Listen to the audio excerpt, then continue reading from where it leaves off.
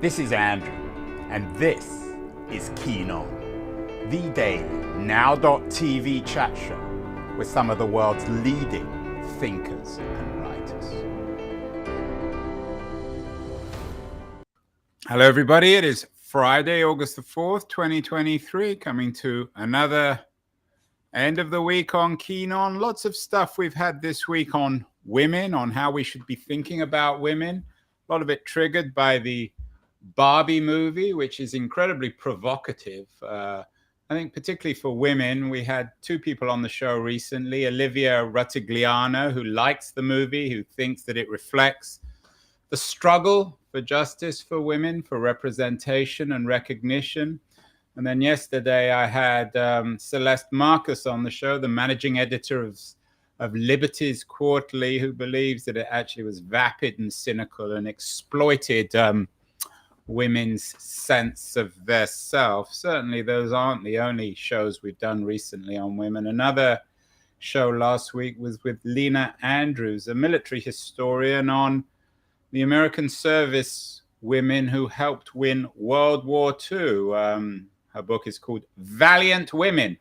And we are back on valiant women, or the theme of valiant women today. Valiant women, though, not in terms of fighting, but in covering the world itself. My guest is Brooke Kroeger. She has a new book out. It was out a couple of months ago. It's done extremely well, lots of visibility. Undaunted, How Women Changed American Journalism. And Brooke is joining us from East Hampton in New York. Brooke, welcome. Congratulations on the new book. Have you seen Barbie? Have to ask. I have seen Barbie. And thank you. Thumbs up or thumbs down from a female point of view, not from an artistic point of view. So let me share this. I liked it a lot, and everyone I was with liked it a lot. And so I asked my 12-year-old granddaughter what she thought.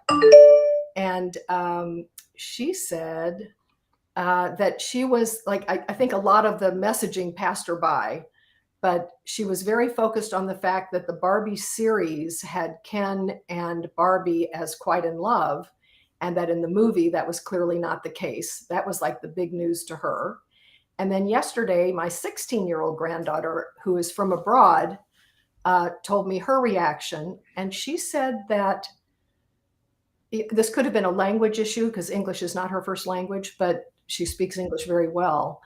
And she said that for her, it was upsetting, that it made her feel badly because a lot of the questions about women's image and body image struck her as hurtful. She was very focused on the cellulite scene.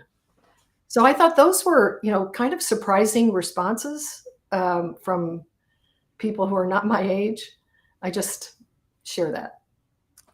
Well, it's clearly triggering very personal responses, for better or worse. And I think both Olivia and Celeste, their responses were very personal. This book, for you, I'm guessing, Undaunted, is a very personal narrative. Your career is as a journalist. You were the UN correspondent for Newsday, deputy metropolitan editor at New York Newsday, and so on and so forth. How personal is it, the idea of female journalists as pioneering American journalism? So I never felt like a pioneer because by the time I came to the field in the early 1970s, women were commonplace. The Vietnam War was on, women were getting jobs, and there was a lot of legislation behind that from several years earlier that helped that along. So, pioneer wasn't a sense. I think in writing the book and doing the history, and of course I've worked with parts of this history for a very, very long time.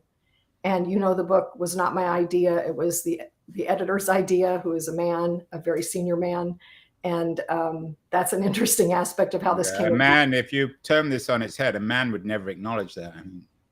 Oh, no, he very much acknowledged it. I mean, this was his idea. He wanted this book. I'm saying if you were male, I'm not sure you would acknowledge that it was a senior female editor's idea for their book. But anyway, go on. Oh, possibly not. But I think, that you're right.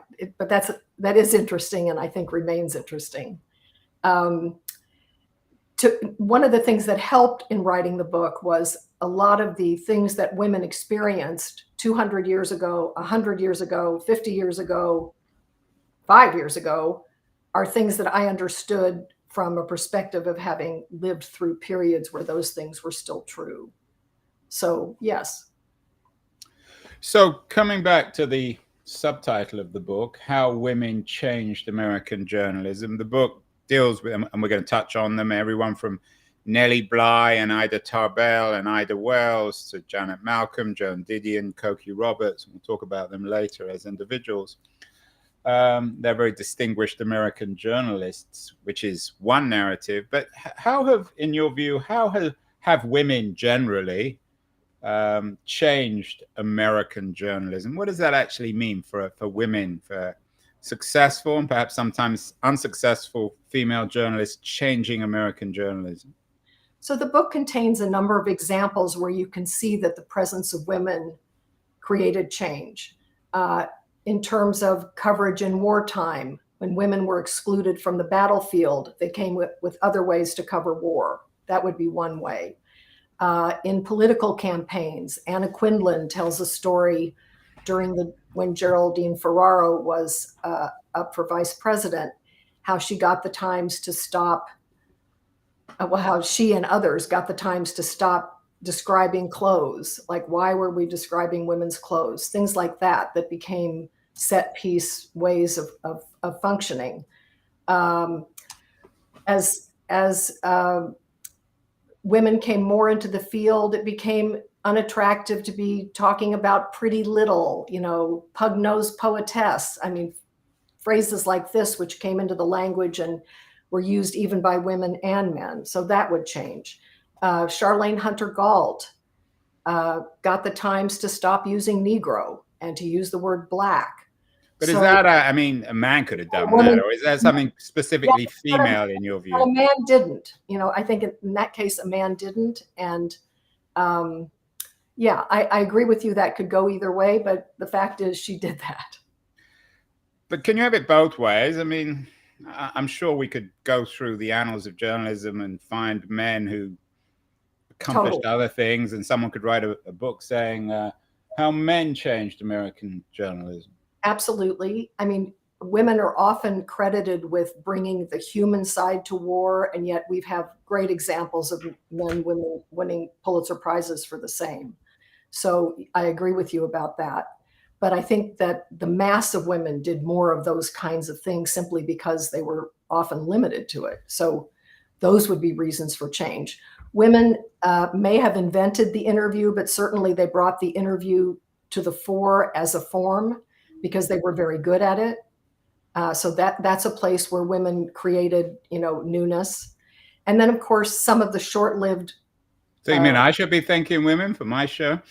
There you go. Yeah, why not? And then you have, episodes like that I think speak highly to that. You talked about war. I'm not sure if you include Clarissa Ward in the book. She's a very notable female journalist at CNN. I had her on the show a couple of years ago, a memorable interview. And she talked about her moral outrage with the war in Syria and her response to it. And again, you've got to be careful pigeonholing, stereotyping. But I can't imagine a man having that response, or at least being so public about that response. Is that fair? I can imagine a man having that response to outrage, to horror. Yes, I can. I think we've seen that in Ernest Hemingway's reporting from the Spanish Civil War. I mean, about Hemingway, you didn't. I mean, bringing up Hemingway. I mean, well, I mean, if there is a journalist who wasn't female, it was Hemingway. Isn't that fair? For better or worse? Yeah, but the work really does show the horror of a faceless human being. I mean, I think of some of those stories I taught them. I mean, they're extraordinary in that regard. Don't you think? I guess so. So in terms of women journalists, do you think one of the reasons why they're so, at least in your narrative, so distinctive and disruptive is because of the world that they were from, independent of journalism. Whatever women like Nellie Bly and Ida Tarbell, and particularly Ida Wells, one of the heroines of the book, whatever they would have decided to do, whether it was medicine or business or journalism or acting or teaching, they would have changed the world. Say your point again. I'm not getting the question. My point is, with somebody like Ida Wells, obviously, who was from a world, an African-American civil rights leader, born in 1862 in Mississippi, a woman of enormous ability who chose to be a journalist, educator. Whatever she would have decided to have done, she would have been deeply disruptive. Whether she would have, I mean, it would have been hard, I guess, for her to be a doctor or a lawyer, but my point is that the world that some of these women were out of necessarily meant that they were going to be disruptive, whether or not they were journalists or doctors or lawyers.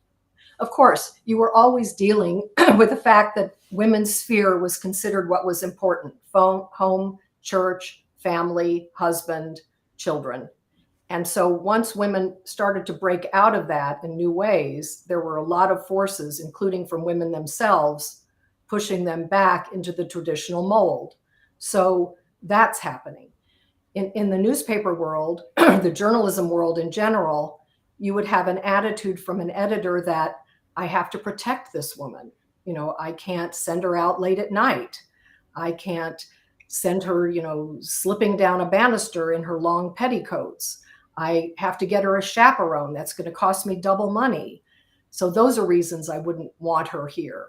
And then there was, you know, a kind of misplaced chivalry of, you know, wanting to protect women. And then there was the feeling that they were incompetent, that they were congenitally incapable of thinking, of critical thinking, of not making errors. I mean, all this were things that happened early and stayed as saws for a very, very long time. So breaking through that was really hard. And then, you know, just the nature of getting big-footed by men would happen a lot. Men in the field needed women because along came department store advertising and needing women's copy that no man wanted to write. So then they became a necessity. And then it became necessary to keep them in that pen because no men wanted to do that work, and that work brought revenue. So there were a lot of things working against women becoming a Clarissa Ward until, you know, many, many years later. We had Alison Gilbert on the show. She's written a book about Elsie Robinson. She's a friend of mine. Yeah, the most popular American woman writer you've never heard of. I guess the most popular American journalist, or certainly female journalist you've never heard of. She has a new book out, or was new a couple of years ago, Listen World, How the Intrepid Elsie Robinson Became America's Most Read Woman. She was a columnist, of course, writing, I guess, and correct me if this is patronizing, a sort of a female-centric column. Is that what you're talking about, in the way in which women got, in some ways, patronized and shunted off into female journalist jobs? She was a women's page writer, largely an advice columnist in the beginning, and then she dealt with a lot of serious issues, as women columnists did. But you know, if you go through the papers, I've looked at her work. She appears on the women's pages. The women in my book, and not to denigrate that at all, because women did fantastically at that, and there were, you know, Dorothy Dix. There were other columnists of her period who were much more household names, I think. I'm sure Allison would disagree with that, but I think so. Anyway, you'd find that my book is not about that group, though I think that group is important in their own right. But my book is about the women who did men's jobs. I mean, if we can put it crassly, they were women who were doing work that men would envy. Those are the women I have focused on. And I think those are the women who brought the most change, because the work that Elsie did and others was expected women's work in many ways. And not to say that there's anything wrong with that. That's not what I'm saying. It just is not what I wrote about. That's all. In terms of the women doing men's jobs, did they understand that in a sense they had to become men? Did they have to make compromises? What was your experience in terms of covering everybody from Bly and Tarble and Wells to Gellhorn, Malcolm and Didion? Did they need to, if not dress differently, behave differently, make compromises?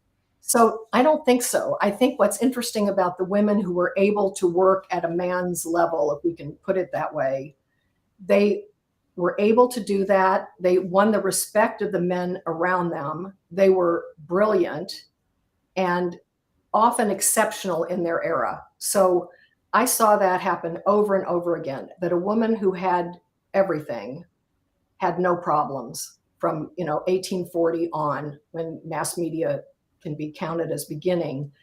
Women like Margaret Fuller were so astounding that they had immediately the respect of men and had a way of just leapfrogging over most of the problems. We see this over and over again. And someone like Ishbel Ross, who was one of the early, what are called front page girls in the 1920s,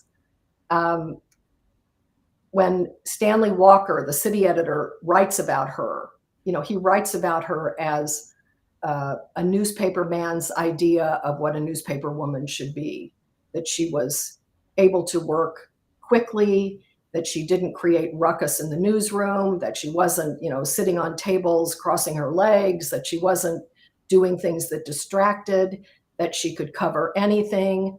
I mean, all the things you would expect of a great reporter. And so we see this over and over again, that women who could do that, who had like an A++ brief, never had problems, not even in the earliest days. There just weren't that many of them. Gellhorn comes to mind. I mean, tell me a little bit about her, why she's one of the central figures in your book, why she captures the spirit of Undaunted. Yeah, she's fabulous. She's from St. Louis. I come from Kansas City, so it's an area of the world I know. And I spent a lot of time looking at the society pages of the St. Louis papers while she was growing up. And you get a sense of, where a lot of her confidence comes from, because she's from a very, very prominent family. Her mother was a major suffragist, did extraordinary events that were really game-changing for the suffrage movement in the Midwest. Her father was an important physician, and she had lots of opportunity early. She went to Bryn Mawr. She didn't quite finish. She goes off to be a reporter. She starts at the New Republic, gets several stories in print. I mean, she can't be more than 19. She goes to the Albany Times, does some good work there, then trots off to Europe. When she needs something, when she needs credentials, she can write to Eleanor Roosevelt, because that's the prominence of the family and the connections. So you see how a lot of that helped her along the way, just the confidence and the savoir-faire, the ability to get around in the world was, very much a part of it. And then, of course, there was the talent. And I just like her story a lot. What book do you think, written by American female journalists, captures the spirit of Undaunted? Are there books by Didion, for example? I'm a big admirer of her work. Janet Malcolm is also a best-selling writer. Is there a particular book, Brooke, that captures it? Write so differently, and I think that's what captures women. I mean, you could look at people like even Elsie Robinson, if you want to, in terms of, or Nellie Bly, or people who were softer writers, and still see that the range of women is the range of women. And what does that mean? The range of women is the range of women. Like, the range is vast. So there's a lot of talent in a lot of arenas. I just couldn't point to one. I really couldn't. The women we think of as paragons mostly represent different areas of doing things well, whether it's war reporting or um, immersion journalism, or any of the field's myriad forms, even specialty forms like science or anything else. I mean, it would be so hard to pinpoint that for me. What about forms? I know you feature Cokie Roberts, American journalist who's very well known on radio. In terms of women changing American journalism, is radio particularly important? Television, print, or are they relatively equal? I think they're all important in their time. When television has its heyday, of course, that's very important. And we see women, African-American women and others who change the game by their participation. Yeah. I like the Cokie. I don't do a lot with Cokie Roberts, but I focused on a panel she ran, and you really see her personality through it. She's talking to a number of broadcasters who are pretty well known, and she has lines like, she'll say, and men ran it right into the ground. This sort of asides, which kind of gives you a sense of why she was such a personality like that. How do you define journalism? Because when I think of Cokie Roberts, who, for all her asides, is a hard journalist of news, yes, and Joan Didion, for example, who I have to admit I don't really think of as a journalist. I think of her as a writer. Did you have to establish boundaries? I mean, you brought up Hemingway. I mean, not everyone would think of Hemingway primarily as a journalist. How do you define what a journalist is, and where does a journalist end and a writer begin? Or are those meaningless terms?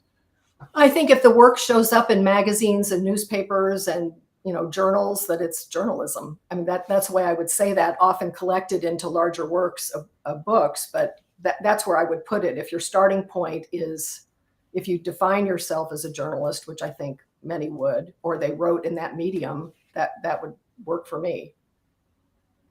If I'm finding the work in journals, in periodicals of some nature, I think that's journalism. The Australian writer, I'm not sure if you're familiar with her, Anna Funder. She wrote Stasi-Land. She has a new book out. It's already out in the UK. It's coming out next month in the US. It's already getting a ton of very positive press. It's called Wifedom, and it's about Orwell's wife. Yeah. And how essentially Orwell wrote her out of his story. I'm going to try and get her on the show. I'm really excited about reading the book and potentially talking to her. Are there generalizations? I know it's hard because you're covering so many different women, Brooke, but are there generalizations about the way in which these women treated their significant others that I would assume tended mostly to be men? Did they acknowledge them more than perhaps a man might acknowledge a wife? I don't think I can answer that, but I can tell you something I found really interesting, that during the late 1890s, there was a series of wars, Cuba, the Philippines, and then into Asia, Turkey, and there was just lots going on, Greece. And James Creelman, who was a swashbuckling, important foreign correspondent, writes this memoir that I just thought was enchanting. And he talks about how many of these hotshot men correspondents brought their wives with them to war as, aides de camp. And then what an advantage this was for all of these men, because they had someone who knew how to cajole information out of generals, who could run copy for them so they didn't have to stop. And, he speaks with some envy about the fact that this was possible for all of them.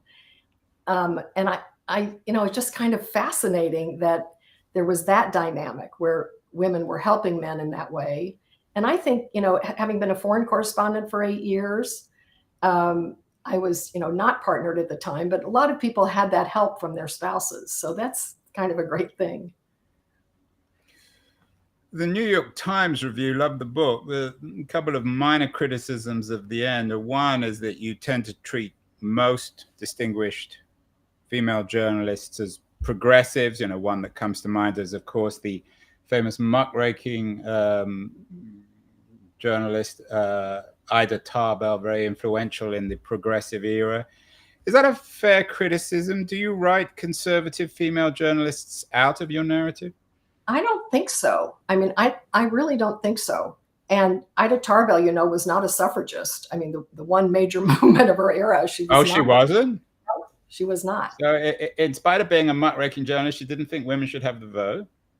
I don't know. I mean, I don't know how she didn't think it, but she was not of the movement. That's amazing. There's a book there on that. Exactly. So I wouldn't have looked at that political perspective in that way. I know I have some figures from the Vietnam War who've been very important in Fox later. I mean, I work through the material. I work through what's coming up, what's telling me that this matters. Some of the examples I like to use are someone like Dorothy Thompson, who could have a 2-issue profile in the same year in both the Saturday Evening Post and the New Yorker. That's somebody I have to deal with. It's like, how can you ignore that? That makes her important to me. So that's the way I approach the material. I looked at it decade by decade with the same 2 search firms, the same 2 search terms to see what came up, what was burping to the surface, who were people talking about, who were on the lists of the 20 most, the 15, greatest, the ones who can help you, the ones who've captured our imagination. That's how I approach the work. So I'm never really thinking about the politics of it. I just don't. Maybe subliminal. We live in an age, of course, of controversies in journalism about plagiarism. A week doesn't seem to go by when some other prominent journalist is accused of plagiarism, sometimes losing their job. Other generalizations, I know it's hard in terms of all women. One very distinguished American journalist, Janet Malcolm, was involved in a controversy. Would it be fair to say, and I'm putting words into your mouth, of course, that not that you will accept them, that women are a little bit more honest, a little less cowboyish when it comes to playing around with the facts, the truth? No, I don't think I would say that. I mean, I think in the Janet Malcolm case, it went through the courts, and she ended up all right in that. I don't know what I would say about that. I don't think so. No. What about the issue of, I mean, you can't have any history of America without focusing on the issue of race. We talked about Ida B. Wells. We've had shows on her before. You cover a number of other African-American journalists, including Ethel Payne. Do Black American female journalists, do they have a unique chapter in American journalism, or can one collapse them into the broader category of female journalists? They have a unique place in the same way they have it in the suffrage movement, where there are a particular constellation issues around race that infect everything. There was a point in the writing of the book where Charlayne Hunter Gault said to me, she was talking about her career, and she said the phrase, sometimes things are complicated like that, or something like that. And I left it because it was clear to me what it meant. And my editor challenged it, and he said, you have to do more with that. What does that mean? And so I, had to do some hard reporting with colleagues and people who I would speak to. I went back to Charlayne Hunter Gault, and she did not respond to the question, like, in what, how can I push this? What else does this mean? And several other of my friends said they wouldn't deign to speak for Charlayne Hunter Gault, which was a dodge. And finally, I pushed hard enough where I could get an answer. And the answer was that the complications of being a woman and Black are something that you are very careful about addressing, that they can torpedo a career in ways that just being a woman might not. And there's a whole passage in the book about that. You've written a number of other books, a couple on a couple on that passing, why people can't be who they are. Are there cases of female journalists who pretended to be men who got away with it? I don't know about that. I mean, I was hoping I would have found an episode like that, and I'm sure there's times where people maybe they were so good at it they got away with it. Exactly, but I'm maybe sure Hemingway was a woman. Maybe. Hey, you never know. I think you find that covering is something that journalists do. You know, if there's a way to get away with something so that you can get more information, people talk about wearing trench coats and putting, you know, notebooks in their pockets to look more like your FBI or something so that somebody doesn't scoot you away from a site. People putting on red bandanas in bars down south when they're trying to get information. There are lots of stories like that about men or women. So I think people will do things to make themselves not seen, you know, in order to get more information. I think that does happen for sure. You know, there are times where you might have somebody else make the phone call if you think you're going to get better information. That's something I've done. Or, you know, to avoid encounters that you don't want to have. I mean, that could happen. So there are some forms of passing, I think, that go on to get the work done. In our age of gender fluidity, to use a euphemism, does that change all this, Brooke? Women, men, trans, changing American journalism, are these terms even useful these days? Gosh, I think we'd have to wait about 5 or 6 more years to be able to look at that, you know, critically in a good way. I think some of the issues for women over a long period have really improved and some abide. And when something comes up, when something happens and gets into the news, the reaction from women, you know, even today and younger women is so visceral to what that experience connotes that I think we can't say that, you know, we're all fluid and it's over, because I don't think that's true. In 2023, journalism is a profession under assault in all sorts of different ways, from AI to the internet to Google to Facebook. You've covered some contemporary female journalist initiatives, the 19th, for example. Yep. Are women uniquely equipped, do you think, to reinvent, save American journalism in the age of AI and the internet and Facebook and social media? I would never say that. I think you need everybody. I mean, I think the reinvention involves a very, very diverse group, and that's really what's necessary, and where we've seen the problems when we haven't had that. So I wouldn't say that. But where can institutions like, or initiatives like the 19th Cooperative, how can they help, do you think, figure out truth and opinion and bias and all these other issues that are undermining American journalism, and also figure out business models so that these people can be actually paid? I can speak to business models on that score, because I had a really good conversation with Emily Ramshaw about that.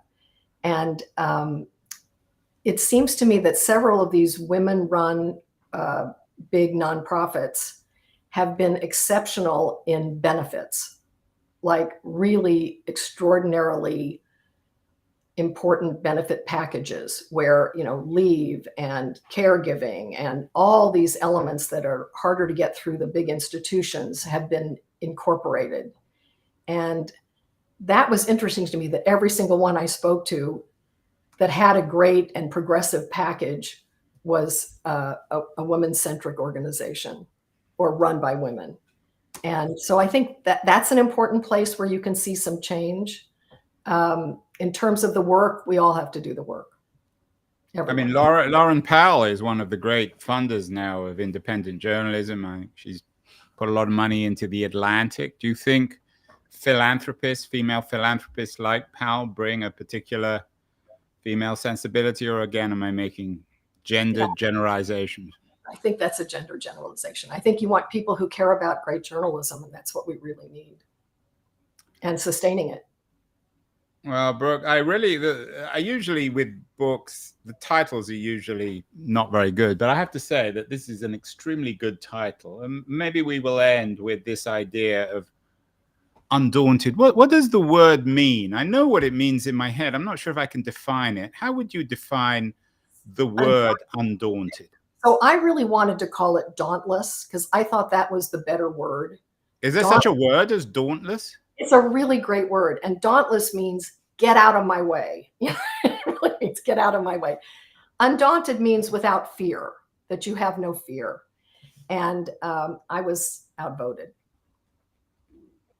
You were out. I actually, I have to admit, I prefer undaunted because I've never heard of dauntless. It's a good word. I mean, it really, it's a more powerful. So dauntless means get out of my way. And what does undaunted mean? Without fear. You're without fear. You have no fear.